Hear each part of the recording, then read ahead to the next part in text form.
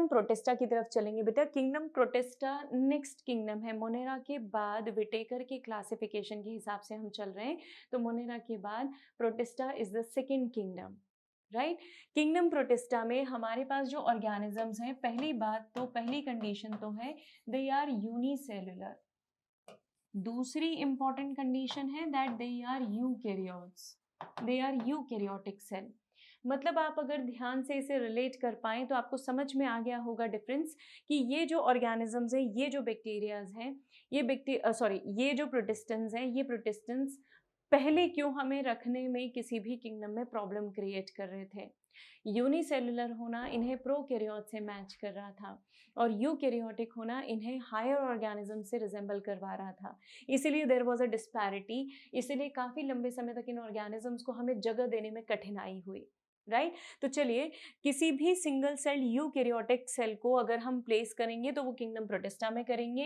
इस किंगडम में काफ़ी अलग अलग वैरायटी के ऑर्गेनिजम्स हैं।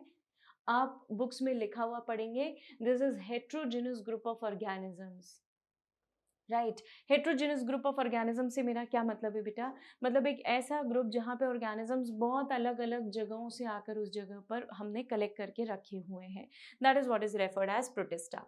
प्राइमरली जो प्रोटिस्टेंस हैं they are aquatic in nature. अच्छा, एक्वेटिक है तो कुछ एक्सक्लूसिवली फ्रेश वाटर होते हैं, कुछ एक्सक्लूसिवली मराइन होते हैं और कुछ फ्लेक्सिबल होते हैं बेटा। मतलब दोनों टाइप के वाटर में, दोनों टाइप के हैबिटेट्स में इजीली सर्वाइव करते हैं।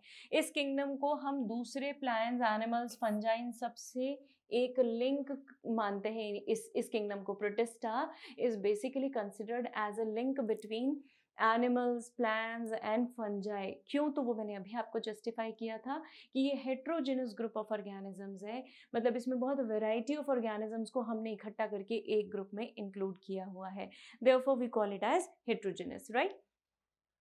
यूकैरियोट्स जो है बेटा, या जो प्रोटिस्टन है, इनकी जो वॉल मतलब इनका जो न्यूक्लियस है वो वेल डिफाइंड है। इनके पास वॉल भी होती है, वॉल के ऊपर डिपोजिशंस अलग अलग तरीके के हैं, जैसे कुछ में सिलिका है, कुछ में सेलुलोज है, बहुत अलग अलग तरीके के डिपोजिशन है। हम वन बाय वन एक एक ग्रुप में देखेंगे।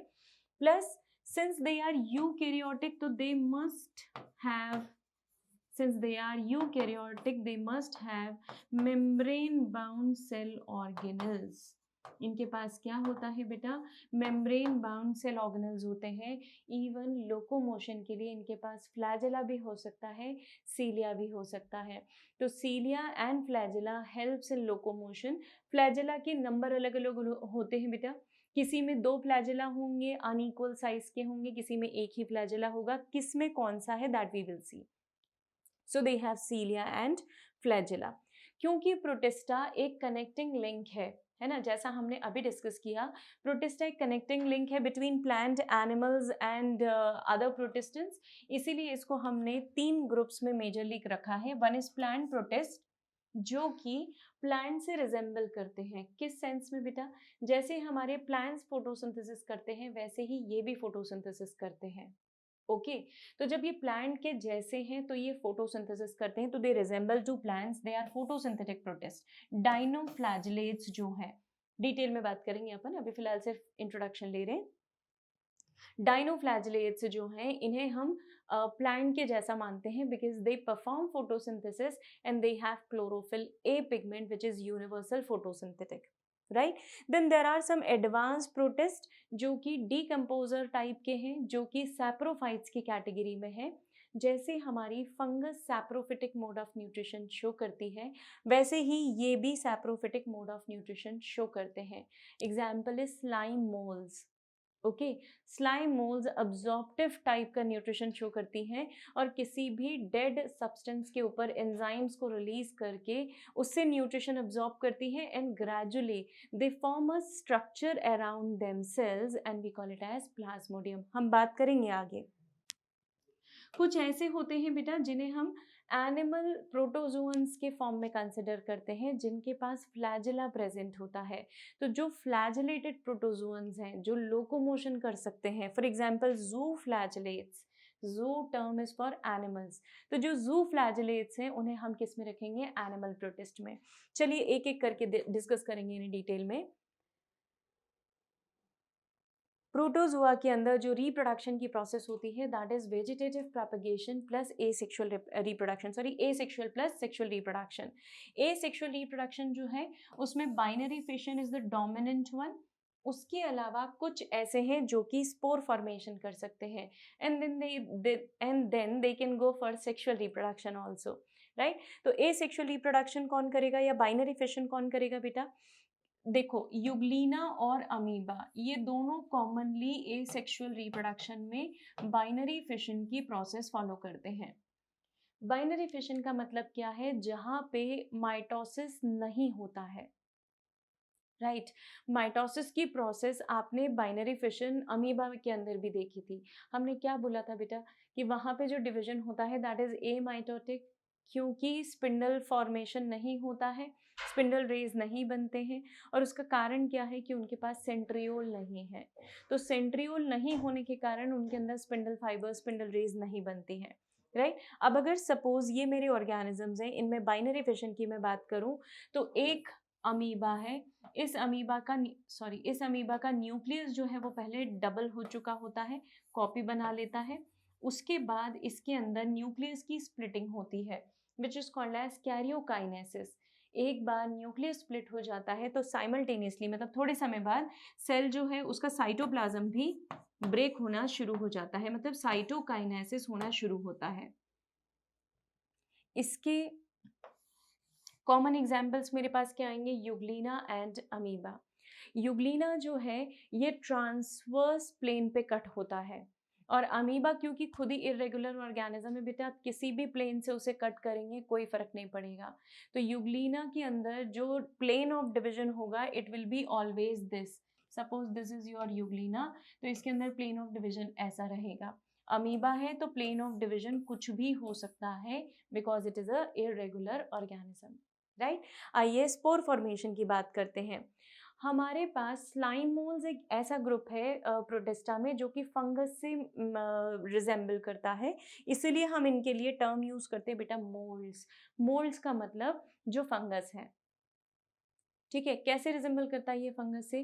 भाई जैसे फंगस है, फंगस क्या करते हैं? माइसीलियम बनाते हैं, है ना। माइसीलियम किससे बनते हैं बेटा? हाइफे का ग्रुप अगर आप कर दें, हाइफेज को ग्रुप में कन्वर्ट कर दें तो और उसके आसपास एक प्रोटेक्टिव लेयर डाल दें तो दैट बिकम्स माइसीलियम, राइट। जो एयर में फ्री होगा दैट विल बी माइसीलियम। इस माइसीलियम पे कुछ फ्रूटिंग बॉडीज बनती है और उन फ्रूटिंग बॉडीज में स्पोर्स बनते हैं। तो अगर कोई भी फंगस या कोई भी ऑर्गेनिज्म ऐसे माइसीलियम या माइसीलियम लाइक स्ट्रक्चर बना दे, क्योंकि ये है तो प्रोटिस्टा तो प्रॉपर माइसीलियम तो होता नहीं है, तो ऐसे स्ट्रक्चर जिनके अंदर वो स्पोर्स बना दें, ऐसी फ्रूटिंग बॉडीज जो एयर में एक्सपोज्ड हों, उनके अंदर स्पोर्स बन जाएं और फिर जैसे ही वो बर्स्ट हो, रिलीज हो, वो सारे स्पोर्स क्या हो जाए? जर्मिनेट हो जाए। So that comes under spore formation. An example would be the group of slime molds. Now next when we talk about sexual reproduction, तो सेक्सुअल रिप्रोडक्शन इनके अंदर 3 अलग अलग टाइप से हो सकता है डिपेंडिंग अपॉन गैमीट्स जो फ्यूज हो रहे हैं उनका साइज कैसा है। क्या गैमीट का साइज सेम है? सेम है तो आइसोगैमी। डिफरेंट है, एक बड़ा एक छोटा है तो दैट इज एन आइसोगैमी। और अगर जो ओवम है, जो फीमेल गैमीट है वो बड़ा है, मेल इज स्मॉलर, तो उसको हम ऊगैमी बोलते हैं। तो देखते चलते हैं आइसोगैमी जहाँ पे morphologically gametes are perfectly similar और फिजियोलॉजिकली भी सिमिलर है, फंक्शन भी सिमिलर है। फंक्शन से मेरा मतलब इनका जेनेटिक्स जो है, इनके जीन्स का मेकअप, इनकी पूरी फिजियोलॉजी ऑफ एक्शन, इनका metabolism, when everything is similar it is called as isogamy. Example will be keratium and gymnodinium, right. ये एग्जाम्पल्स मेरे आइसोगैमी में आएंगे। एन आइसोगैमी में जहाँ पे fusing gametes are morphologically dissimilar, one would be smaller, another would be bigger, one would be motile, another would be non motile, different है, इसीलिए इनको हम किस में रखेंगे? एन आइसोगैमी में। So major of the members of protistans are anisogamous. Oogamy में ceratium फिर से और एग्जाम्पल आएगा जहाँ पे male gamete is smaller and motile, female gamete जो है वो बड़ा है और स्टेशनरी है। So when female gamete is bigger and stationary, that is non-motile, we call it as an oogamy. Oogamy मतलब female gamete would be bigger in size, right? इसलिए oo stands for, or oo refers to female. So these are the types of classification sexual reproduction में हमने किए हुए हैं. अब अगर इनकी लाइफ साइकिल की मैं बात करूं तो लाइफ साइकिल भी दो तरीकों से ऑपरेट होती है और उसके बेसिस पे भी हमने इन्हें क्लासिफाई किया है.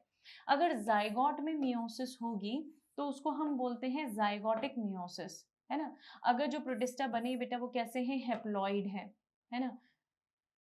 हेप्लॉइड गैमीट्स के फ्यूजन से हमें एक डिप्लॉइड जाइगोट मिलता है और ये डिप्लॉइड जाइगोट फिर क्या करेगा बेटा, आगे चल के ये मियोसिस करेगा.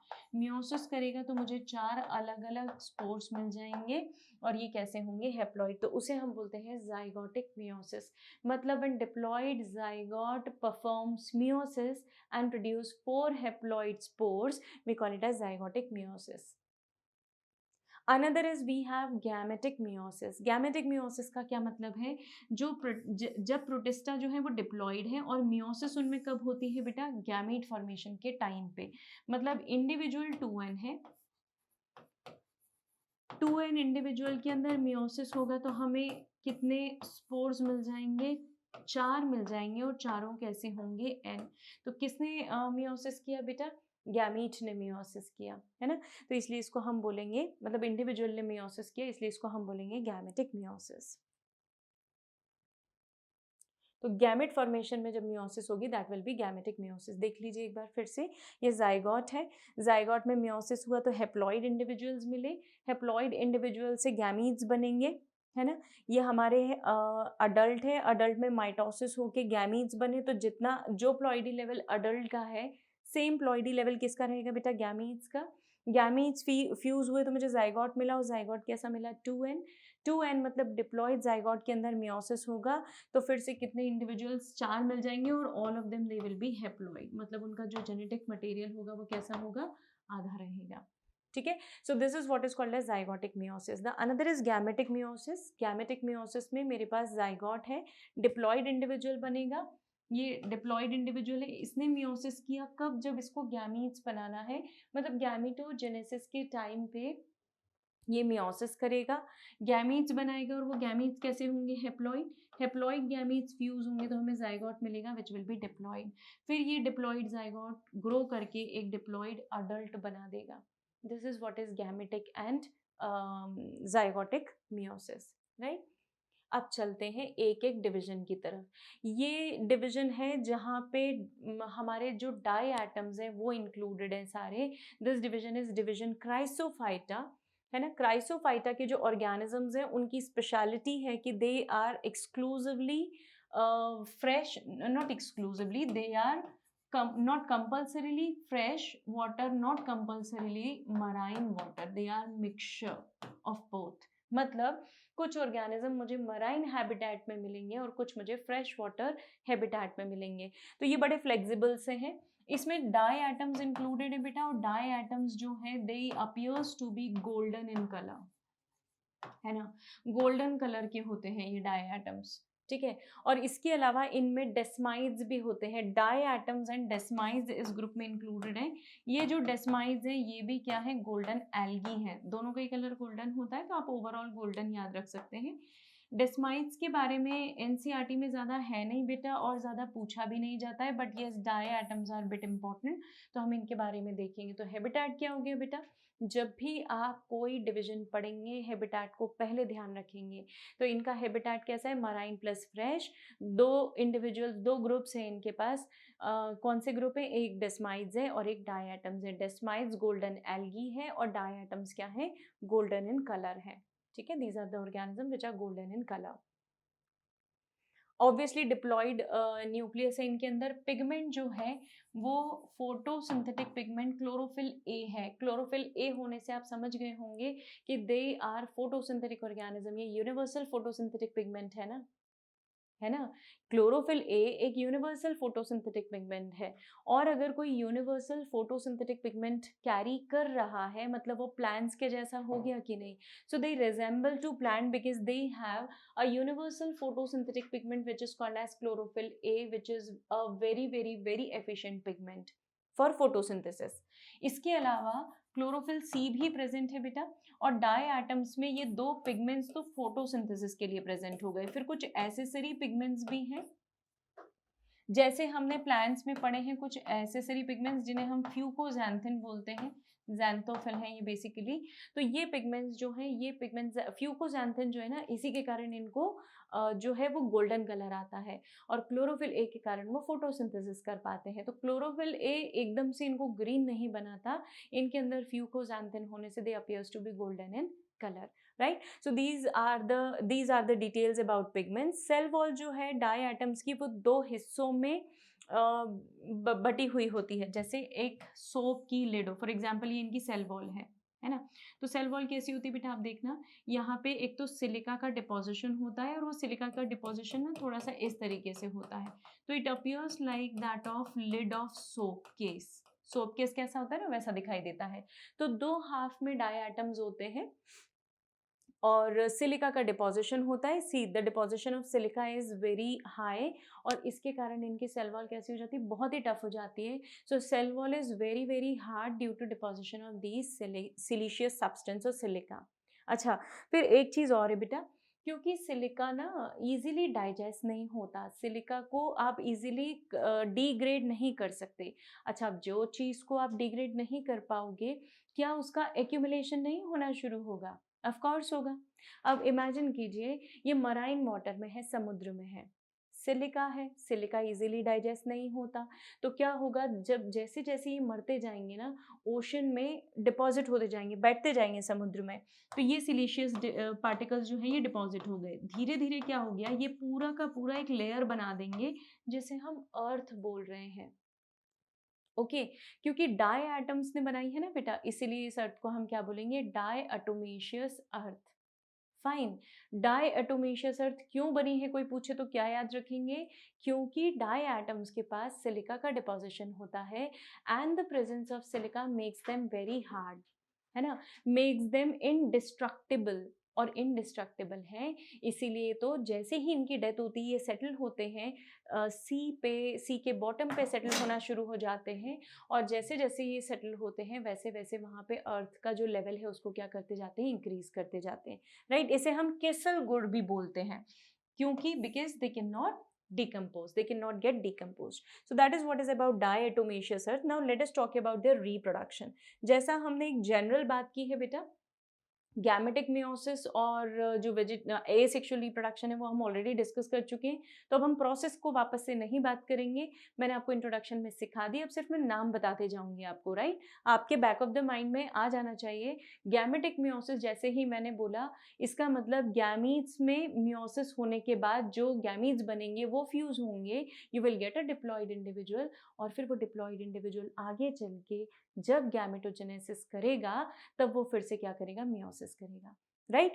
दूसरा मैंने बताया है बाइनरी फिशन। बाइनरी फिशन का प्लेन अलग अलग होगा, डिपेंडिंग अपॉन ऑर्गेनिज्म कैसा है उसके पॉइंट ऑफ सिमेट्री अलग अलग होंगे, है ना, और पॉइंट ऑफ सिमेट्री जैसे जैसे अलग अलग होंगे वैसे वैसे उनमें प्लेन ऑफ डिवीजन हो सकता है। हम बात कर चुके हैं यूग्लिना और अमीबा की। तो दो पॉइंट क्या याद रखेंगे इसके बारे में, they reproduce by asexual reproduction and that is exclusively binary fission, और अगर सेक्सुअल रिप्रोडक्शन करेंगे तो it would be gametic meiosis.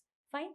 अब अगर डायटम्स का मैं कमर्शियल यूज के बारे में बात करूं, हम इन्हें नॉर्मली किस चीज़ के लिए यूज़ करते हैं, तो क्योंकि मैंने बताया इनडिस्ट्रक्टिबल है, रफ है ना, पार्टिकल्स जैसे हैं, तो इन्हें आप किसी चीज़ पे अगर घिसेंगे ना तो वो पॉलिश हो जाएगी। So they are basically use for polishing, see stone polishing. फिर जो रिकॉर्डिंग रूम्स होते हैं उनकी वॉल्स में अगर आप इन्हें पैक कर दें तो ये साउंड प्रूफिंग का भी काम करते हैं। इवन ये जिस जगह पे, जैसे कई स्पेशल रूम्स बनाए जाते हैं ना बेटा, जो फायर प्रूफ होते हैं, साउंड प्रूफ होते हैं, वो इन्हीं को डालकर बनाए जाते हैं, है ना। व्हीकल्स में भी यूज़ करते हैं, लेकिन अब तो कुछ और मटेरियल यूज़ करने लगे हैं उसका replacement, because this is quite heavy in nature. तो अगर कार वगैरह में आप इसकी फिलिंग करेंगे तो बहुत भारी हो जाएगी, सो इसीलिए वहाँ नहीं यूज़ करते। Otherwise it is also use for filtration of oils and syrups, एक जो प्रिमिटिव टेक्निक है अपनी, जहाँ पे अलग अलग पत्थरों का साइज रख के पानी जब उसके ऊपर से बहाया जाता है तो वो पानी फिल्टर हो जाता है। सेम मेथड हम यहाँ पे यूज़ करते हैं, राइट। इसके अलावा स्ट्रीम बॉयलर्स में हीट इंसुलेशन के लिए यूज़ करते हैं because they are bad conductor of heat. As I told you, heat proof rooms बनाने के लिए इन्हें यूज़ किया जाता है, right. So these are the uses. Next division Pyrrophyta, dinoflagellates या डाई एटम्स और डेस्माइड्स हम कंप्लीट कर चुके हैं। अब क्राइसोफाइटा, पायरोफाइटा, ये कुछ हमारे डिविजन्स बाकी हैं। Let us talk about Pyrrophyta. Pyrrophyta group के जो ऑर्गेनिजम्स हैं, ये सिर्फ मैंने आपके सामने एक डायग्राम रखा है बेटा, इस डायग्राम को एक बार देखिए, आपको ये समझ में आएगा कि ऑर्गेनिजम्स दिखते कैसे हैं, राइट। क्योंकि इनके दिखने वाले जो कैरेक्टरिस्टिक्स हैं, मतलब जो मॉर्फोलॉजिकल कैरेक्टर्स हैं, अगर इनका इंप्रेशन आपके दिमाग में बैठ गया तो आप इनके सारे कैरेक्टरिस्टिक्स याद रख पाएंगे। ओके, तो अगर इस ऑर्गेनिज्म को आप ध्यान से देखो तो इसमें कुछ जगह आपको सॉलिड डिपोजिशंस दिखाई दे रहे हैं, वो ये सॉलिड डिपोजिशंस हैं, और कुछ जगह आपको ग्रूव्स दिखाई दे रहे हैं। सॉरी, ये जो ग्रूव है, ये ग्रूव वो एरिया है जहां पे सिलिका का डिपोजिशन नहीं है, राइट। पायरोफाइटा के जितने भी ऑर्गेनिजम्स हैं, इनमें सिलिशियस डिपोजिशंस होते हैं। ये प्लेट्स के फॉर्म में प्रेजेंट होंगे, इसीलिए मैंने इसे वेवी बनाया है। आपको डायग्राम में भी थोड़े से वैसे ही दिख रहे होंगे। प्लेट्स के फॉर्म में सिलिका का डिपोजिशन है। ग्रूव है, ये ग्रूव दो टाइप के, एक हॉरिजॉन्टल है और एक ट्रांसवर्स ग्रूव है। प्लस अगर आप नोटिस कर रहे हो तो कुछ फ्लैजिला भी दिखाई दे रहे हैं। This is the flagella, right. और एक फ्लैजिला यहाँ पे होता है, दो फ्लैजिला होंगे, पैर में फ्लैजिला होते हैं, और ये फ्लैजिला दोनों अलग अलग ग्रूव्स में प्रेजेंट होते हैं। तो फ्लैजिला का भी नाम हमने वैसे ही रखा है, one is longitudinal and another is transverse. हमारा जो पिछला डिवीजन था बेटा, वो पिछला division marine plus fresh water दोनों था, लेकिन ये वाला डिवीजन एक्सक्लूसिवली मराइन है। मतलब पायरोफाइटा आपको सिर्फ मराइन वाटर में दिखाई देंगे, plus they have different types of pigments, जिनके कारण ये बहुत कलरफुल है ना। Brown, blue, yellow, orange, red, specifically red colour इनमें डोमिनेंट है। ये जो रेड कलर है, ये रेड कलर एक पिगमेंट के कारण है। जैसे हमने लाइकोपीन पिगमेंट पढ़ा है बेटा, याद करें आप लाइकोपीन कहाँ पढ़ चुके हैं। टमेटो आपने पढ़ा है, चिली आपने पढ़े हैं। तो टमेटो चिली का जो ब्रिलियंट रेड कलर है, that is all because of lycopene pigments, right. तो वैसे ही कुछ पिगमेंट्स इनके पास भी होते हैं, और इसी रीजन से they appear to be yellow, green और brown, blue, red in colour.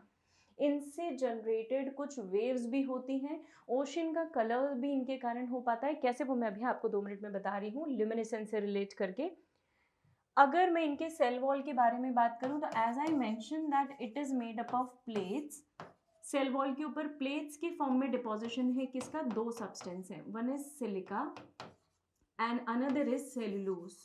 Cellulose तो इसलिए भी था क्योंकि हमने इन्हें प्लांट से रिलेट किया है, और आप याद करें कि जो प्लांट की सेल वॉल है वो किसकी बनी हुई होती है, सेलुलोज की। तो वो सेलुलोज वहाँ से आया है, प्लस एक्स्ट्रा डिपोजिशन है क्योंकि हमने पिछले डिवीजन में डाईएटोमेशियस अर्थ मतलब केसिल गुड़ पढ़ा था, वहाँ पे सिलिका का डिपोजिशन है, ये सिलिका वहाँ से आया है, राइट। तो दोनों चीज़ों का कनेक्शन है प्लांट से और आइदर प्रीवियस ऑर्गेनिज्म के डिवीजन से। डाइनोफ्लैजिलेट्स टोटली हेप्लॉइड होते हैं, और इनके अंदर जो मियोसिस माइटोसिस होगा, वो माइटोसिस से भी हेप्लॉइड गैमीट्स बनेंगे, और फिर डिप्लॉइड फ्यूज होने के बाद डिप्लॉइड जाइगोट का फॉर्मेशन होगा सेक्सुअल रिप्रोडक्शन के प्रोसेस में। हिस्टोन प्रोटीन्स पैकेजिंग के लिए यूज होते हैं। हमने बात की हुई है कि यूकैरियोटिक सेल्स जो होते हैं, यूकैरियोटिक सेल्स के अंदर हिस्टोन प्रोटीन्स जो हैं, ये हिस्टोन प्रोटीन्स बेसिक प्रोटीन्स होते हैं ना, लाइसिन और एर्जिनाइन रिच प्रोटीन्स हैं। अमीनो एसिड इनमें लाइसिन और एर्जिनाइन ज़्यादा क्वांटिटी में मिलता है, और उससे जब इनकी पैकेजिंग की जाती है तो हमारे अंदर एक ऑक्टामर का फॉर्म बनता है, राइट। लेकिन ये पूरा सेम अरेंजमेंट इनके अंदर नहीं है, इनके पास हिस्टोन प्रोटीन्स पैकेजिंग के लिए नहीं होते हैं, राइट। लेकिन फूड का स्टोरेज हमारे जैसा है। सॉरी, ग्लाइकोजन जो है ये एनिमल्स के अंदर फूड स्टोर करने का काम करता है, राइट। भाई हमारे अंदर रिजर्व फॉर्म ऑफ एनर्जी क्या है, ग्लाइकोजन। एल्गी के अंदर भी ग्लाइकोजन है, लेकिन इनके अंदर रिजर्व फॉर्म प्लांट के जैसा है विच इज बेसिकली स्टार्च। तो अब एक और पॉइंट हमारे सामने आ गया कि हमने इन्हें क्यों प्लांट से कंपेयर किया, क्योंकि इनका रिजर्व फूड जो है वो स्टार्च है। आपको लग रहा होगा बहुत छोटा सा पॉइंट है मैम, ये तो छोटे से, इतने छोटे से पॉइंट से रिलेट हमने कैसे कर दिया कि ये प्लांट किंगडम को बिलोंग करते हैं, या हमने इन्हें प्लांट किंगडम में इनिशियली क्यों रखा था। लेकिन ये छोटा पॉइंट नहीं है, थोड़ा सा आप रिलेट करने की कोशिश करें बेटा। आपने किसी मेटाबॉलिज्म प्रोसेस के थ्रू स्टार्च जो है वो बनाया होगा, ये स्टार्च आपने स्टोर किया होगा, फिर से कोई कोई मेटाबॉलिज्म प्रोसेस आपने फॉलो की होगी, राइट। ये मेटाबॉलिज्म प्रोसेस जेनेटिकली कंट्रोल होती है, मतलब जीन्स से कंट्रोल होती है, इजंट इट। अब ये जो जीन्स हैं, अगर ये जीन्स इसमें भी प्रेजेंट है और ये जीन्स आप में भी प्रेजेंट है, तो हो गया ना जेनेटिक कॉम्बिनेशन मिलता जुलता। और यही रीजन है कि हम इन ऑर्गेनिजम्स को किसी एक पर्टिकुलर ग्रुप से रिलेट कर रहे हैं, right. I think it is clearly justified. अब आगे बढ़ती हूँ मैं। अगर इनके अंदर पैकेजिंग की मैं बात करूं तो पैकेजिंग लूज होता है, मतलब जो जेनेटिक मटेरियल है that is loosely bound with the help of certain proteins but not histone proteins, right. जैसे हमारे अंदर होते हैं कुछ ऑर्गेनिजम्स, इनमें ऐसे हैं जो कि बायोल्यूमिनेसेंस शो करते हैं। बायोल्यूमिनेसेंस ऑब्वियसली आपने जैसे कुछ ओशंस के बारे में सुना होगा, जिन्हें रात में देखते हैं तो वो बहुत फ्लोरीज करते हैं, ल्यूमिनेसेंस शो करते हैं। It is all because of that special pigment which is present in them. तो इनके अंदर कुछ पिगमेंट्स हैं, जैसे अगर मैं दो ग्रुप की बात करूं तो one is Noctiluca and another is Gonyaulax. इनके अंदर आप सबसे ज़्यादा ल्यूमिनेसेंस देख सकते हैं, ऑब्जर्व कर सकते हैं। तो ये जहाँ पे भी प्रेजेंट होती है ना बेटा, ओशन के जिस पर्टिकुलर एरिया में ये सबसे ज़्यादा प्रेजेंट होते हैं, वहाँ पे या तो ब्लू ल्यूमिनेसेंस या रेड ल्यूमिनेसेंस शो करते हैं, राइट। और इसी को हम नाइट लाइट के नाम से भी जानते हैं। तो डाइनोफ्लैजेलेट्स को भी हम कॉमनली नाइट लाइट बोलते हैं। वाई? बिकॉज जहाँ पे ये प्रेजेंट है वहाँ पे क्या शो कर रहे हैं, ल्यूमिनेसेंस शो कर रहे हैं। क्यों ल्यूमिनेसेंस शो कर रहे हैं? Because they have pigments plus they have specific luminescent proteins. Luminescence pigments के कारण नहीं होता, ध्यान रखिएगा। ल्यूमिनेसेंस के लिए प्रोटीन्स कुछ अलग लगते हैं, और कलर के लिए, मतलब अगर इन्हें खुद कलरफुल होना है तो उसके लिए कुछ अलग प्रोटीन्स लगते हैं। Those proteins they are basically pigments only, fine. अब देखते हैं, अगर सेल वॉल को मैं स्पेसिफिकली मेंशन करूं तो इनके अंदर आर्मर्ड सेल वॉल होती है, राइट। अभी हमने डायग्राम देखा था जहां पे हमने इसे ऐसा ड्रॉ किया था, इफ यू रिमेंबर, कुछ ऐसा था सेल। इसके अंदर प्लेट्स बनी हुई हैं, और ये प्लेट्स कैसी हैं, अगर आप सामने से देखेंगे ना तो ऐसा लगेगा कि अपने आप को बचाने की कोशिश कर रहा है। इसने अपनी बॉडी पर एक प्रोटेक्टिव कवरिंग बनाई हुई है, पूरे पे होती है, मैंने सिर्फ टाइम बचाने के लिए ऊपर बनाई हुई है, लेकिन ये प्लेट्स पूरे में प्रेजेंट होती हैं, और इसलिए इसे आर्मर्ड एल्गी भी बोलते हैं। एल्गी इसलिए बोलते हैं क्योंकि एल्गी से फीचर्स रिजेंबल करते हैं। फिर से याद दिला दूं, ये ग्रुप हेट्रोजेनस ऑर्गेनिजम्स का ग्रुप है, मतलब जहां पर कुछ ऑर्गेनिजम्स प्लांट से मैच करते हैं, कुछ मोनेरा से मैच करते हैं, और कुछ प्रोटिस्टा में ही रखे गए हैं, राइट। तो इनकी सेल वॉल कुछ ऐसी होगी, और यहाँ पे कुछ ग्रूव्स हैं, ये groove and this is another groove. और फ्लैजेला दो हो सकते हैं, दोनों की लेंथ इक्वल होगी, राइट। क्योंकि इसमें कुछ ग्रुप ऐसे भी हैं बेटा, जो अभी हम डिस्कस करने वाले हैं, जिनके फ्लैजिला की लेंथ जो है वो वेरिएबल है, एक बड़ा होता है और एक छोटा होता है, बट यहाँ पे दोनों फ्लैजिला इक्वल है। तो ध्यान रखेंगे, ये पूछा जाता है बेटा नीट में कि कौन से ऑर्गेनिज्म कौन से ग्रुप में, राइट, हमारे प्रोटिस्टा के कौन से ग्रुप में फ्लैजिला का लेंथ जो है वो इक्वल है। तो you will have to remember that it is dinoflagellates, right. So dinoflagellates के ये दोनों फ्लैजिला के बारे में डिस्क्रिप्शन। अब इसके बाद इनके जो पिगमेंट्स है that is chlorophyll a, c and xanthophyll. Chlorophyll a universal photosynthetic pigment है ना, और इसीलिए अगर यूनिवर्सल फोटोसिंथेटिक पिगमेंट इनके अंदर प्रेजेंट है तो बट ऑब्वियस सी बात है कि ये प्लांट्स के जैसे फोटोसिंथेसिस कर सकते हैं, दे स्टोर स्टार्च, है ना, और इसके अलावा they have different kinds of pigmented sales. Sexual reproduction, asexual reproduction दोनों मेथड होती हैं। Zygotic meiosis is common. अब हम पढ़ चुके हैं जाइगोटिक मियोसिस क्या होता है, सिर्फ याद दिला रही हूँ मैं आपको। अगर कोई डिप्लॉइड जाइगोट है, उसके अंदर मियोसिस होकर हेप्लॉइड स्पोर्स बनेंगे। हेप्लॉइड स्पोर्स फ्यूज होंगे और फ्यूज होने के बाद फिर से एक डिप्लॉइड इंडिविजुअल बनेगा, right. So they perform zygotic meiosis, right. इसके अलावा एसेक्सुअल रिप्रोडक्शन की बात करूं, so they divide by binary fission. एक प्लेन ऑफ डिवीजन होगा, स्पेसिफिक प्लेन ऑफ डिवीजन होगा। इस पूरे ग्रुप में अगर एक इर्रेगुलर प्लेन ऑफ डिवीजन की मैं बात करूं तो वो सिर्फ और सिर्फ अमीबा में है। Rest all will show a definite plane of division, right. तो पायरोफाइटा में जितने भी ऑर्गेनिजम्स हैं इनका डिवीजन कैसा होगा, एसेक्सुअल होगा, plus binary fission, plus sexual, that will be through zygotic meiosis. अब अगर ये ऑर्गेनिजम्स को हम फर्दर क्लासिफाई करें, हमारे डिवीजन में हम तीसरे क्लासिफिकेशन पे जा रहे हैं, तो that group is euglenoid which is perfectly resembling with the plant kingdom, right. ये टोटली प्लांट किंगडम से मैच करता है। क्यों मैच करता है? क्योंकि इनके पास स्पेसिफिकली क्लोरोफिल ए है और फोटोसिंथेसिस इनका मेन मोड ऑफ न्यूट्रिशन है। तो एग्जाम्पल यहाँ पे बेस्ट एग्जाम्पल जो है यूग्लिनॉइड्स का, that is Euglena, that shows mixotrophic mode of nutrition, है ना। समझेंगे क्या होता है मिक्सोट्रॉफिक मोड ऑफ न्यूट्रिशन। भाई देखो, अगर इसके पास क्लोरोफिल प्रेजेंट है तो बट ऑब्वियसली बात है कि ये लाइट के प्रेजेंस में फोटोसिंथेसिस कर लेगा। लेकिन मान लीजिए कोई समय ऐसा आ गया जिस समय इसके पास लाइट अवेलेबल नहीं है, लाइट अवेलेबल नहीं है, तब ये क्या करेगा, तब ये हीट्रोट्रॉफिक मोड ऑफ न्यूट्रिशन की तरफ शिफ्ट होने वाला है। और हीट्रोट्रॉफिक मोड ऑफ न्यूट्रिशन में ये खाना डिराइव करेगा। मतलब एक मोड ऑफ न्यूट्रिशन इसका क्या हो गया, ऑटोट्रॉफिक, दूसरा मोड ऑफ न्यूट्रिशन क्या हो गया, हीट्रोट्रॉफिक।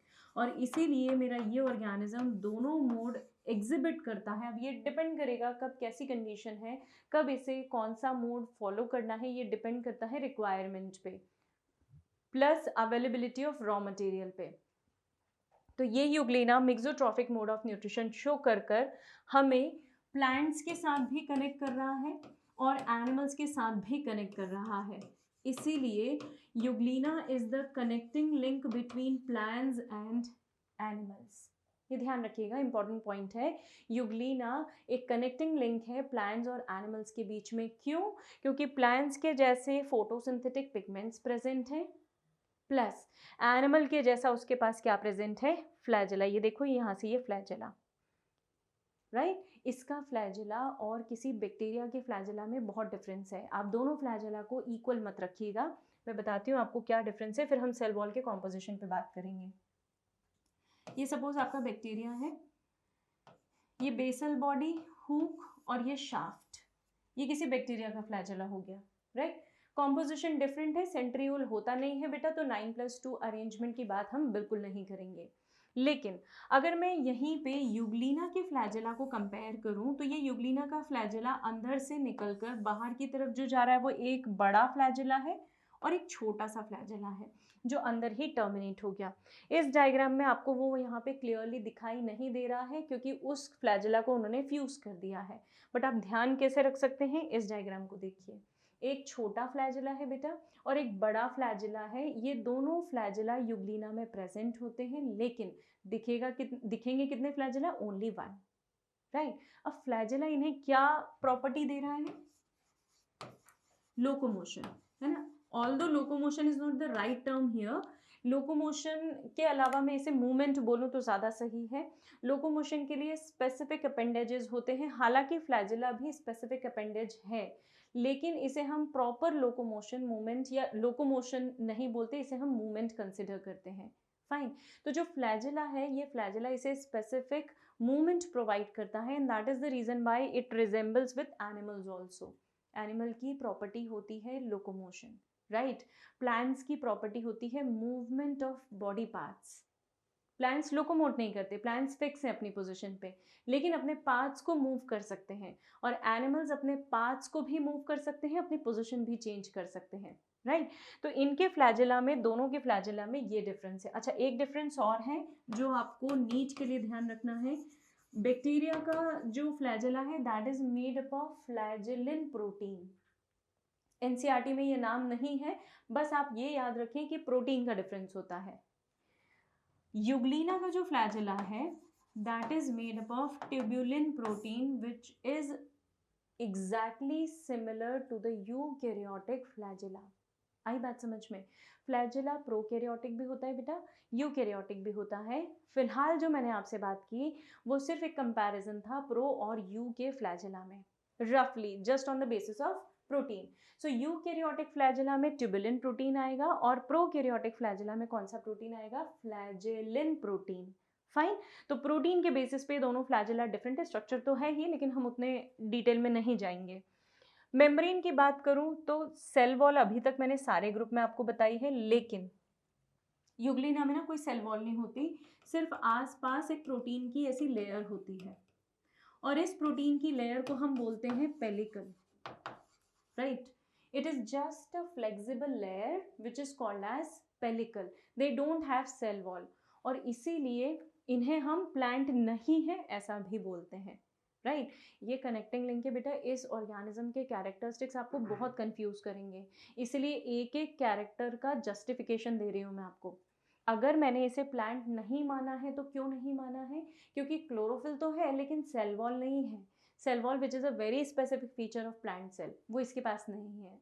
उस सेल वॉल की प्लेस में इसमें क्या प्रेजेंट है? सिर्फ और सिर्फ एक thin membrane which is made up of lipid plus protein and we call it as lipoprotein and that is what is referred as pellicle. तो इनकी मेम्ब्रेन बनी हुई है किसकी? पेलिकल की बनी हुई है। फाइन।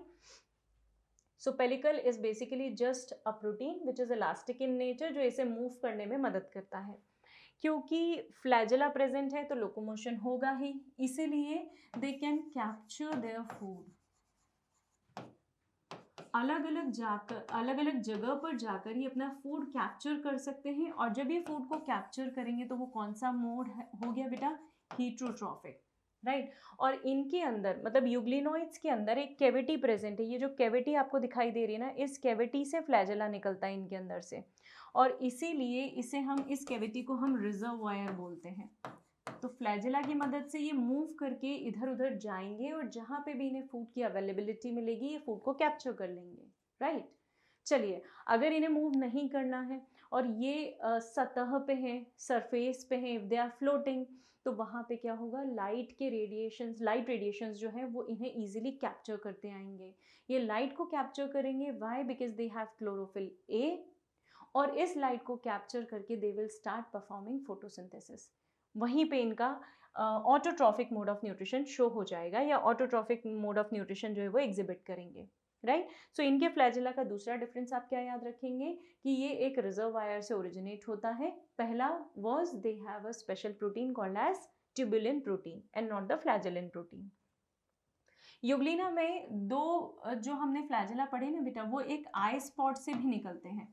एक आई स्पॉट प्रेजेंट होता है जो इन्हें लाइट को डिटेक्ट करने में मदद करता है। देखिएगा एक बार डायग्राम, ये यूग्लिना है, यहाँ पे एक आई स्पॉट प्रेजेंट होता है।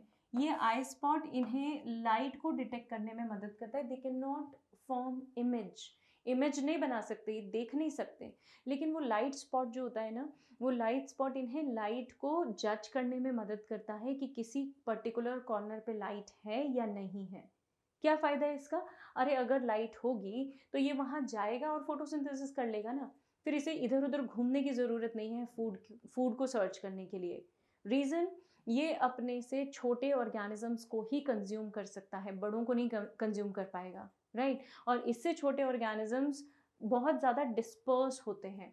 डिस्पर्स चीज़ों को कलेक्ट करना हमारे लिए ज़्यादा मुश्किल है, तो उसकी वजह ये फेवर करेगा कि ये autotrophic mode of nutrition follow कर ले और उसके लिए उसे लाइट सेंस करनी पड़ेगी। लाइट को सेंस करने के लिए उसके पास क्या प्रेजेंट है? एक आई स्पॉट।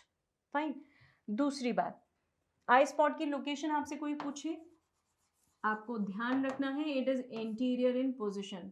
एंटीरियर का मतलब ऊपर की तरफ, है ना, या आगे की तरफ, और पोस्टीरियर का मतलब नीचे की तरफ या पीछे की तरफ। तो आई स्पॉट कहाँ मिलेगा आपको? एंटीरियर पोजिशन पे मिलेगा, फ्लैजेला के पास में मिलेगा। दूसरा एक इम्पॉर्टेंट इनकी बॉडी में, इनके अंदर, इनके सेल में रादर, एक इम्पॉर्टेंट चीज़ है which is called as contractile vacuole. अब याद करना ये कॉन्ट्रैक्टाइल वैक्यूल इनके अंदर क्यों प्रेजेंट है, अब तक तो नहीं बताया मैंने, और कोई भी हमने जो डिवीजन पढ़ा उसमें कहीं भी मैंने आपको कॉन्ट्रैक्टाइल वैक्यूल के बारे में कुछ नहीं बोला। पता है क्यों बेटा? क्योंकि वो थे marine and fresh water and this is exclusively fresh water. Fresh water organisms में ऑस्मोलैरिटी को मेंटेन करने के लिए they need a special vacuole in them, right क्योंकि हमें पानी का और सॉल्ट का दोनों का कॉन्सेंट्रेशन क्या करना है, मेंटेन करके रखना है। तो अगर सॉल्ट ज़्यादा हो जाएगा, suppose see I will have to show you this thing, ये आपका सेल है ना, ये लिक्विड है, बाहर की तरफ सॉल्ट का कॉन्सेंट्रेशन ज़्यादा है, मतलब पानी का कॉन्सेंट्रेशन ऑब्वियसली क्या हो गया, कम। किसी भी सॉल्यूशन को जब हम ऑस्मोसिस के पॉइंट पे या पैरामीटर पे तोलते हैं ना, तो हम दो चीज़ें ही बोलते हैं, एक सॉल्वेंट और एक सल्यूट। तो मेरे पास सॉल्वेंट क्या हो गया बेटा, वाटर, और सल्यूट क्या हो गया, सॉल्ट। तो सॉल्ट अगर ज़्यादा है तो सॉल्वेंट कम हो गया ना ऑब्वियसली। अगर बाहर पानी कम है तो बट ऑब्वियसली बात है कि सेल के अंदर पानी ज़्यादा है, क्योंकि हम विथ रिस्पेक्ट टू बात कर रहे हैं, राइट। अगर अंदर पानी ज़्यादा है बाहर कम है, तो अंदर का पानी मतलब सेल के अंदर का वाटर सेल के बाहर निकल जाएगा, ऑस्मोसिस की डायरेक्शन, अंदर से बाहर हो गई, मतलब it is exosmosis, isn't it. तो सेल क्या हो जाएगा, श्रिंक हो जाएगा। और सेल अगर श्रिंक हो गया तो ये सेल अपनी कोई भी मेटाबॉलिक एक्टिविटी परफॉर्म नहीं कर पाएगा। मुझे इसे श्रिंक नहीं होने देना है, तो क्या स्वेल होने दूं, नहीं, वो भी नहीं होने देना है। आप ना स्वेल होने दे सकते हैं सेल को, ना श्रिंक होने दे सकते हैं, मतलब आपको सॉल्ट और वाटर को बैलेंस करके रखना पड़ेगा, इजंट इट। मतलब टोनोसिटी क्या होनी चाहिए, isotonic, it has to be isotonic. अगर आइसोटोनिक रहा तो सेल बर्स्ट नहीं होगा, सेल श्रिंक नहीं होगा, सेल का नॉर्मल टर्गर प्रेशर मेंटेन रहेगा। और इस नॉर्मल टर्गर प्रेशर को मेंटेन करने का काम हमारी बॉडी में, एनिमल्स की बॉडी में कौन करता है बेटा, किडनी। इनके पास तो कुछ नहीं है ना ऐसा, ये तो यूनिसेल्युलर यूकैरियोट्स हैं। यूकैरियोटिक पदवी तो मिल गई इन्हें, लेकिन सेल तो अभी भी एक ही है ना। और उसी एक सेल को सारी एक्टिविटीज परफॉर्म करना है, किसकी मदद से करेगा, कॉन्ट्रैक्टाइल वैक्यूल। फाइन।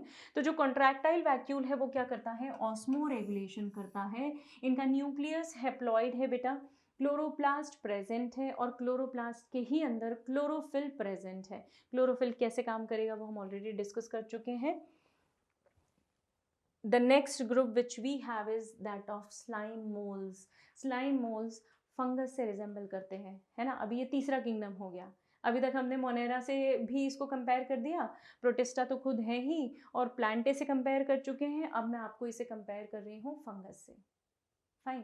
तो अब अगर स्लाइम मोल्स की मैं बात करूं, तो स्लाइम मोल्स ना आपको किसी भी चीज़ पे ग्रो करते हुए दिख जाएंगे। स्लाइमी होते हैं, चिपचिपे होते हैं, और एक्सेसिव ग्रोथ शो करते हैं। एक छोटा सा एग्जांपल बताती हूँ। सपोज कहीं पे ये प्लांट की लीफ है जो डेड हो चुकी है, फॉल हो चुकी है, गिर चुकी है। इसके ऊपर कौन आया, इसके ऊपर ये स्लाइम मोल्स आ गए। स्लाइम मोल्स जब उन्हें ये दिखने लगा कि ये इनके लिए अच्छा फूड का रिसोर्स है, तो उन्होंने इसके ऊपर ग्रोथ करने के लिए अपने आसपास एक लेयर बना दी, और उस लेयर के अंदर इन्होंने रैपिड मल्टीप्लिकेशन शुरू कर दिया। फाइन, एक्सेसिव ग्रोथ हो गई। और एक्सेसिव ग्रोथ क्यों हो गई, क्योंकि इन्होंने अपने आसपास एक प्रोटेक्टिव लेयर बनाई है। ये जो स्ट्रक्चर बनाया ना बेटा, ये स्ट्रक्चर प्लाज्मोडियम कहलाता है ना। अब थोड़ा सा ध्यान रखना, एक प्लाज्मोडियम आपने पढ़ा हुआ है जो मलेरिया कॉज करता है। 4 वेराइटीज हैं उसकी, है ना, प्लाज्मोडियम वाइवेक्स, मलेर, फाल्सीपेरम और ओवेल। ये 4 वेराइटीज मलेरिया के लिए हैं। ये प्लाज्मोडियम वो नहीं है, ध्यान रखिएगा। ये प्लाज्मोडियम क्या है बेटा, कि ये आपका स्लाइम मोल्ड है, ये अंदर कॉलोनी में ग्रो कर रहे हैं, और बाहर उन्होंने क्या कर दी, एक प्रोटेक्टिव लेयर। ये जो ब्राउन कलर की आपको दिख रही है ना, this is a protective layer which is slime basically. और यही स्लाइम के कारण जो हमारे ये जो मोल्ड्स हैं, ये कैसे हैं, चिपचिपे हैं। ये जैसे ही इन्हें नरिशमेंट मिला, ये अपनी एक्सेसिव ग्रोथ करते हैं, रैपिड ग्रोथ करते हैं, और रैपिड ग्रोथ करके क्या करेंगे, बहुत बड़ा साइज बना लेंगे, ऐसा फैल जाते हैं उस पूरे सरफेस पे। और फिर क्या होगा, जैसे ही फैल गए ना, उसके बाद अब ये रिप्रोडक्शन करेंगे, या फिर ये ब्रेक होकर सेपरेट हो जाएंगे, और अब ये माइग्रेट करेंगे एट डिफरेंट प्लेसेस, और वहाँ पे भी सेम प्रोसेस करेंगे। तो जैसे ही इन्हें खाना मिलता है ना, दे ग्रो लग्जूरियंटली, और इसीलिए अपने आप को खूब तेज़ी से बढ़ाने के लिए ये क्या करते हैं, अपने आसपास एक कवरिंग बना लेते हैं। And that covering is basically slime, जो वाटर को भी रिटेन करके रखती है, प्लस इन्हें एक्सेसिव लाइट रेडिएशन से बचाती है। कोई लाइट रेडिएशन अगर इनके ऊपर गिरे और इनको नुकसान पहुंचाए उससे उन्हें बचाती है और इन्हें ग्रोथ करने में मदद देती है ना। चलिए अब कुछ जनरल कैरेक्टरिस्टिक्स के बारे में बात कर लेते हैं कि स्लाइम के जनरल कैरेक्टरिस्टिक्स क्या होते हैं। ये जो इन्होंने एक्सेसिव ग्रोथ करी है ये इसीलिए कर पाए हैं क्योंकि इन्हें न्यूट्रिएंट मिला है, और न्यूट्रिएंट मिलने के कारण इनका मोड ऑफ रिप्रोडक्शन चेंज होके वेजिटेटिव मोड हो जाता है, इसीलिए इनके अंदर वेजिटेटिव फेज डोमिनेंट होती है। Right, the vegetative phase is dominant in them. क्यों? क्योंकि ये जिस समय पे ग्रोथ करते हैं उस टाइम पे न्यूट्रिशन अवेलेबल है और फंगस से ये रिलेट कर जाते हैं। रीज़न, फंगस से रिलेट करने के कारण हमने इन्हें फॉल्स फंजाई भी बोला है। अब्जॉर्प्टिव मोड ऑफ न्यूट्रिशन शो करते हैं बेटा, है ना। अब्जॉर्प्टिव मोड क्या है, फंगस के बारे में आपने पढ़ा हुआ है। फंगस क्या करते हैं, जैसे सपोज ये ऑर्गेनिक मैटर है, इसके ऊपर वो एंजाइम सिक्रीट करते हैं। एंजाइम्स उसे सबसे पहले डाइजेस्ट करेंगे, डाइजेशन करने के बाद इसका अब्जॉर्प्शन होगा डायरेक्टली। राइट, सो अब्जॉर्प्शन ही करते हैं बेसिकली। डाइजेशन कहाँ हुआ है, एक्स्ट्रा सेलुलर। एक्स्ट्रा सेलुलर से मेरा मतलब है सेल के बाहर डाइजेशन का प्रोसेस हुआ है। राइट, फंगस और स्लाइम मोल्ड में एक सिमिलैरिटी है, that both of them they perform absorptive mode of nutrition. क्या बोलता है अब्जॉर्प्टिव मोड मेरा, सिर्फ इतनी सी बात है बेटा कि अगर कोई फूड है, कोई ऑर्गेनिक सब्सटेंस है, उसके ऊपर एंजाइम्स का सिक्रीशन होगा, डाइजेशन होगा और फिर उसे अब्जॉर्ब किया जाएगा directly. Right, the reason is very simple, they don't have a digestive system. तो ये क्या करेंगे, बाहर ही सारी चीज़ें करेंगे। तो सेम चीज़ हमारे मोल्स में भी होती है। इसके अलावा ये जो स्लाइम मोल्स हैं, ये slime moulds saprophytic mode of nutrition show कर रही हैं, जो हमने अभी डिस्कस किया है। This mode is saprophytic. इन दो रीजंस के कारण हम इन्हें किससे कंपेयर करते हैं, फॉल्स फंजाई से। So these are basically false fungi because they can be easily seen growing on decaying twigs or any organic matter, और they basically perform absorptive type of nutrition. Slime moles में कुछ slime moles ऐसी हैं मेरे पास जिनके पास sales नहीं हैं, और कुछ ऐसी हैं जिनके पास सेल्स हैं।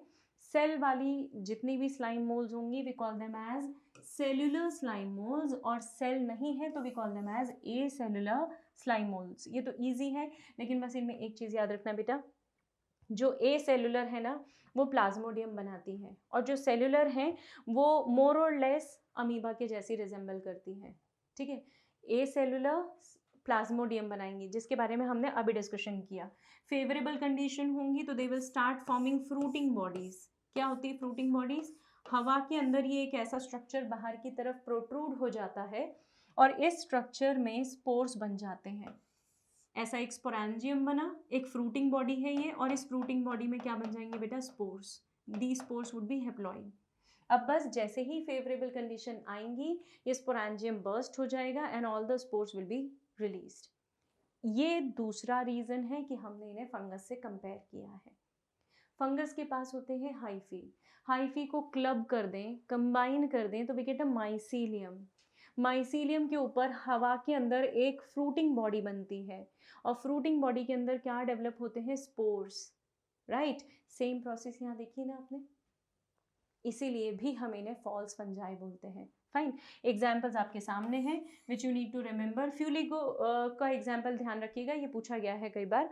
सेलुलर स्लाइम मोल्स में स्यूडोप्लाज्मोडियम बनता है ना। इनकी पूरी बॉडी को स्यूडोप्लाज्मोडियम बोलते हैं, क्योंकि प्लाज्मोडियम अलग है, प्रोटोजोआ है, it is basically a parasite, और यहाँ पे they form a pseudoplasmodium like structure in the slime layer. Right, और हर सेल कैसा होता है, haploid. So these are the differences between cellular and acellular slime moles. अब अगर फ्लैजिलेटेड स्ट्रक्चर्स की मैं बात करूं, मतलब कुछ ऐसे प्रोटोजोन्स जो कि फ्लैजिलेटेड हैं, जिनके पास फ्लैजिला प्रेजेंट है और लोकोमोशन कर सकते हैं, उन्हें मैं फ्लैजिलेटेड प्रोटोजोन्स की कैटेगरी में रखती हूँ। कुछ ऐसे हैं जिनके पास फ्लैजिला प्रेजेंट नहीं है लेकिन सूडोपोडिया लाइक स्ट्रक्चर फॉर्म कर सकते हैं, उन्हें हम किस में रखते हैं, अमीबॉइड प्रोटोजोन्स में। तो प्रोटोजोन्स का एक क्लासिफिकेशन उनके पास जो अपेंडेजेस हैं उनके बेसिस पे है। राइट। ऐसे प्रोटोजोआ जिनके पास सूडोपोडिया प्रेजेंट है, मतलब false feet, pseudo refers to false and podia refers to feet. तो ऐसे अमीबा या ऐसे प्रोटोजोआ जिनके पास फॉल्स फीट हैं, जो कि इन्हें चलने में तो बकायदा मदद करेंगी, उसे हम बोलते हैं amoeboid protozoa, right. Amoeboid protozoa में और एक स्पेशलिटी है जो जिसे आप इसे डाई एटम से रिलेट कर सकते हैं, and that is deposition of silica, right. ये ऐसे अमीबा हैं बेटा, ऐसे इरेगुलर सेल्स हैं जिनकी बॉडी में कोई सिमेट्री नहीं है, इसीलिए प्लेन ऑफ डिवीजन कभी इक्वल प्लेन पे होता नहीं है। चलने के लिए फॉल्स फीट लाइक अपेंडेजेस हैं which is called as pseudopodia, and it is not only used for locomotion, right, it is for capturing food as well। याद करें, फैगोसाइटोसिस एंड पिनोसाइटोसिस दो प्रोसेस पढ़ी हैं आपने। फैगो में सॉलिड फूड लेते हैं और पिनोसाइटोसिस में लिक्विड फूड लेते हैं। That is also done with the help of these pseudopodia, right. तो इनके पास भी सिलिशियस डिपोजिशंस होते हैं, लेकिन फ्रेश वाटर वालों पे नहीं होंगे, it will be always in marine water organisms, right. तो उनके पास सिलिशियस डिपोजिशन होंगे। इसमें एक हमारे लिए पैरासाइट है बेटा which is called as entamoeba histolytica. Entamoeba histolytica क्या करता है? Amoebic dysentery, fine. ये डिसीज वाले चैप्टर में हम करने वाले हैं, लेकिन अभी हाल फिलहाल सिर्फ रिलेट कर रही हूँ मैं टॉपिक को। आइए फ्लैजेलेटेड प्रोटोजोन्स पे। फ्लैजेलेटेड प्रोटोजोन्स, क्योंकि फ्लैजेला है बेटा, मतलब अपना खाना ढूंढ सकते हैं ना, और खाना ढूंढ सकते हैं तो क्या ये किसी के ऊपर हमेशा के लिए डिपेंडेंट होंगे खाने के लिए? नहीं। इसीलिए majority of them they are free living, but few of them they are parasitic, right. So flagellated है मतलब फ्लैजेला है, ये तो अंडरस्टूड है। Trypanosoma, which is one of the major parasite that causes sleeping sickness disorder, है ना, इसे African sleeping sickness भी बोला जाता है। So this is basically caused by trypanosoma which is a flagellated protozoan. See these are the diagrams जहाँ पे मैं सूडोपोडिया दिखा देती हूँ आपको। ये सूडोपोडिया लाइक स्ट्रक्चर है, ये टेम्पररी होता है बेटा, इसलिए फॉल्स बोलते हैं क्योंकि कभी बनता है फिर कभी टूट जाता है। जब आपकी ज़रूरत हो तब बन जाएगा, और जब आपको ज़रूरत नहीं है तो फिर ये डिसॉल्व भी हो जाएगा। मेम्ब्रेन के पास का जो साइटोप्लाज्म है which is spreaded like this, है ना, ये थोड़ा सा रेयर होता है बेटा, मतलब इन द सेंस बहुत ज़्यादा थिकनेस नहीं होती इसकी, सिर्फ मेम्ब्रेन के आजू बाजू है तो थोड़ा सा लेयर जो है वो कम रहेगी, लेकिन डेंसिटी काफ़ी अच्छी होती है इसकी, क्योंकि इसके बाद चीज़ें जो है ना वो या तो सेल से बाहर जाने वाली हैं या अभी सेल में आई हैं, इसलिए यहाँ पे डेंसिटी तो काफ़ी दिखेगी आपको। इसे हम बोलते हैं एक्टोप्लाज्म, राइट। साइटोप्लाज्म हो गया ना, साइटोप्लाज्म मतलब किसी भी सेल का लिक्विड कंपोनेंट, उसे मैं बोलती हूँ साइटोप्लाज्म। इस साइटोप्लाज्म का एक हिस्सा जो कि मेम्ब्रेन की तरफ होगा उसे मैं बोलती हूँ एक्टोप्लाज्म, और जो न्यूक्लियस की तरफ होगा उसे मैं बोलूँगी एंडोप्लाज्म, राइट। सो एक एक्टो होगा एक एंडो होगा, इट इज लेबल्ड हियर। और ये बकायदा ना सोल जेल थियोरी फॉलो करते हुए मूव करता है। ये सोल जेल कॉन्सेप्ट पहले हुआ करता था प्री मेडिकल एग्जाम्स के टेस्ट में, अब नहीं होता, इसलिए हम नहीं डिस्कस करेंगे, बट एक ब्रीफ आइडिया दे रही हूँ। सोल जेल थियोरी जो है ना वो अमीबा को ग्लाइडिंग मूवमेंट में मदद करता है, ऐसा मूव करता है अमीबा। सो इसके लिए क्या होता है, जो साइटोप्लाज्म है वो एक जगह पहले इकट्ठा हो जाता है, इसे हम सोल बोलते हैं, फिर एक्सपैंड करता है, ग्रेजुअली इट एक्सपैंड्स, तो उसे हम जेल बोलते हैं, फिर इकट्ठा होता है फिर एक्सपैंड होता है। So this is how it moves, right? You can ignore that.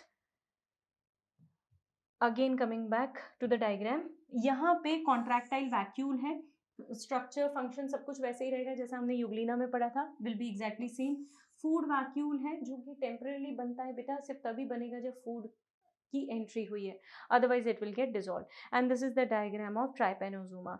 ट्राइपेनोजोमा के अंदर फ्लैजुलर पॉकेट होती है, वहाँ पे फ्लैजुलम प्रेजेंट होता है। इट्स अ फ्लैजुलेटेड ऑर्गेनिज्म, बहुत कॉमन पैरासाइट है, कॉजिंग स्लीपिंग सिकनेस और causes sleeping sickness. Coming to the next two groups of protozoa जहाँ पे सीलिया प्रेजेंट है। तो अगर मान लीजिए एक स्लिपर एनिमेलिक्यूल नाम से आपने एक ऑर्गेनिज्म पढ़ा है which is called as paramecium, है ना। तो कुछ ऑर्गेनिजम्स ऐसे हैं बेटा जिनके पूरी बॉडी के ऊपर ऐसे छोटे छोटे थ्रेड लाइक स्ट्रक्चर्स प्रेजेंट हैं, इन्हें मैं कहती हूँ सीलिया। सीलिया क्या करते हैं पता है, ये ऑर्गेनिज्म में ना आपको बकायदा माउथ दिखेगा, इसके पहले कहीं मैंने माउथ की बात नहीं की है, यहाँ पहली बार मैं माउथ ऑर्गन के बारे में बात कर रही हूँ। ये ऑर्गन यहाँ प्रेजेंट है। This is what is called as oral groove. क्या होता है ना, जो पैरामीशियम है उसके पूरे सरफेस पे, पूरी पेरीफेरी पे छोटे छोटे ब्रिसल लाइक स्ट्रक्चर्स हैं and we call them as cilia, right. ये सीलिया जो आने वाला पानी है या जो इनके कांटेक्ट में आने वाला पानी है, उस पानी के अंदर जो फूड पार्टिकल्स है उन्हें प्रोपेल करके ओरल ग्रूव की तरफ भेजता रहता है। देखिएगा कैसे, जैसे सपोज यहाँ पे फूड पार्टिकल है, तो ये सीलिया की बीटिंग की डायरेक्शन चेंज हो जाएगी और ये बीट करते हुए, मतलब लोअर डायरेक्शन में बीट करेंगे और करते करते फूड को यहाँ पहुंचा देंगे। फूड अंदर पहुंच गया और उसके बाद इसके साइटोप्लाज्म में अब डाइजेशन कर लो। ओके, ये जो पैरामीशियम है इसमें एक स्पेशलिटी और आपको याद रखनी है एग्जाम्स के पॉइंट ऑफ व्यू से, that this organism possess two nucleus, one is small and one is large. Large को हम मैक्रो बोलते हैं, स्मॉल को हम माइक्रो बोलते हैं। It's a binucleated organism. हालांकि रिप्रोडक्शन में एक ही न्यूक्लियस पार्टिसिपेट करेगा, दोनों नहीं करते। ओरल ग्रूव का function, it serves as a mouth, है ना। और सीलिया का फंक्शन मूवमेंट में तो मदद करेगा ही, प्लस फूड को प्रोपेल करने में, ओरल ग्रूव की तरफ धक्का देने में भी मदद करेगा। कॉन्ट्रैक्टाइल वैक्यूल है क्योंकि ये एक फ्रेश वाटर ऑर्गेनिज्म है, तो कॉन्ट्रैक्टाइल वैक्यूल इसके अंदर ऑस्मोलैरिटी को मेंटेन करेगा, सॉल्ट वाटर के बैलेंस को मेंटेन करेगा, बर्स्टिंग से बचाएगा, right. So this is what is ciliated protozoan. The another is sporozoan, जिसके बारे में अभी थोड़ी देर पहले मैंने बात की थी, which is Plasmodium, which is a parasite. 2 host required है, डाइजेनेटिक होता है बेटा। 2 host, one is mosquito and another is humans. Humans के अंदर एसेक्सुअल साइकिल होती है प्लाज्मोडियम की, और मॉस्किटो के अंदर it is specifically female Anopheles mosquito. हाँ, ये नॉर्मल मेल मॉस्किटोज नहीं है, ओनली फीमेल एनाफिलिस मॉस्किटो। उसके अंदर इसकी सेक्सुअल लाइफ साइकिल का पार्ट कंप्लीट होगा और ह्यूमंस के अंदर एसेक्सुअल का पार्ट कंप्लीट होता है। याद और दिलवा देती हूँ आपको, आपने मलेरिया की लाइफ साइकिल पढ़ ली है। आरबीसी और लिवर, हिपैटोसाइट्स जिन्हें अपन बोलते हैं ना, लिवर सेल्स, हिपैटोसाइट्स, ये 2 सेल्स हमारे बॉडी में इन्फेक्ट होते हैं, बर्स्ट होते हैं रादर, कब? जब आपको प्लाज्मोडियम का इन्फेक्शन है ना। तो प्लाज्मोडियम का इन्फेक्शन हमारी बॉडी में 2 सेल्स की बर्स्टिंग के लिए रिस्पॉन्सिबल है, one is RBC, another is liver cell, और हमारे अंदर इसकी एसेक्सुअल लाइफ साइकिल कंप्लीट होती है। तो ये हमारे 4 अलग अलग टाइप के प्रोटोजोन्स हैं on the basis of presence और एब्सेंस ऑफ सीलिया, फ्लैजेला और व्हाटएवर फॉर लोकोमोशन, सूडोपोडिया है।